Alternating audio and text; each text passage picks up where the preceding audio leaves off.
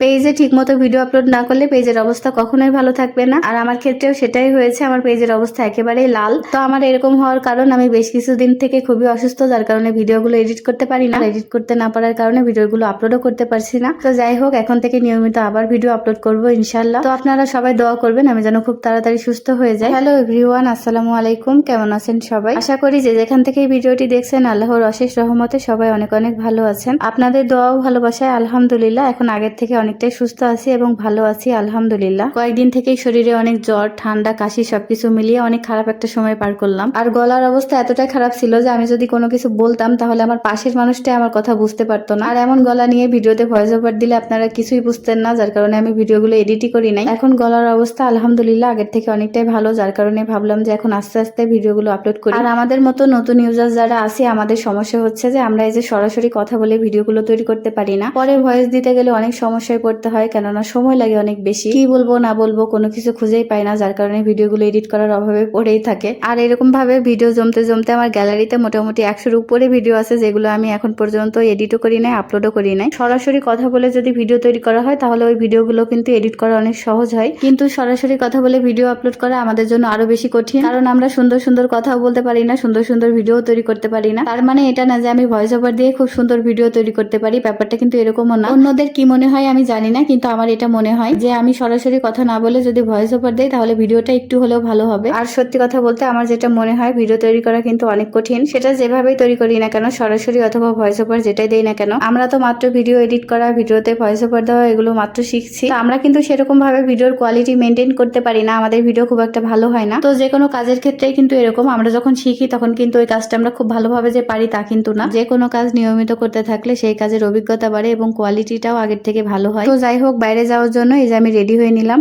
আর এদিকে পুষিমণিকে রেখে তো আমার যেতে ইচ্ছে করছে না, কিন্তু যেতে ইচ্ছে না করলেও যেতে হবে, তার কারণ একটা কাজ আছে বাইরে। তো বাইরে কাজটা শেষ করে দ্রুত চলে আসবো, কারণ পুষিমণি আমাকে ছাড়া থাকতেই পারে না। আর পুষিমণিকে রেখেও আমার বাইরে যেয়ে থাকতে ইচ্ছে করে না। বাইরে গেলে পুষিমণির জন্য খুবই চিন্তা হয় যে ও খাচ্ছে কিনা, ঘুমাচ্ছে কিনা, বা কি করছে না করছে একা একা, এসব ভেবে পুষিমণির জন্য খুবই চিন্তা হয়। কিন্তু বাসায় আমার ভাই আছে যেহেতু, এজন্য পুষিমণির জন্য আজকে আমার খুব একটা চিন্তা হচ্ছে না। তারপরও আমি খুব তাড়াতাড়ি চলে আসবো ইনশাল্লাহ। পুষিমণিকে চাইলেই কিন্তু আমাদের সাথে নিতে পারতাম, কিন্তু পুষিমণি বাইরে গেলে অসুস্থ হয়ে পড়ে, যার কারণে ওকে আর নিলাম না। ও বাসায় থাকলে অনেক ভালো থাকবে, আর যেহেতু আমার ভাই আছে সেহেতু ওর খাবার দাবারেরও কোনো সমস্যা হবে না। তো এই যে এখন আমরা একটা জায়গায় যাচ্ছি, আর কোথায় যাচ্ছি সেটা আপনাদের সাথে এর পরের ভিডিওতে শেয়ার করব। আসলে এই ভিডিওটা এই পর্যন্ত এডিট করা ছিল, তাই এই পর্যন্তই শেয়ার করলাম। তো পরবর্তী ভিডিওতে শেয়ার করব যে আমরা কোথায় গেলাম, ঘুরতে গেলাম নাকি কোনো কাজে গেলাম, সেটাও আপনাদের সাথে শেয়ার করব ইনশাল্লাহ। তো আজকের মতো ভিডিওটা এখানে শেষ করে দিচ্ছি, দেখা হয়ে যাবে আরেকটা নতুন কোনো ভিডিওতে। সেই পর্যন্ত সবাই সুস্থ থাকবেন, ভালো থাকবেন, আর আমাদের জন্য অনেক অনেক দোয়া করবেন। আল্লাহ হাফেজ।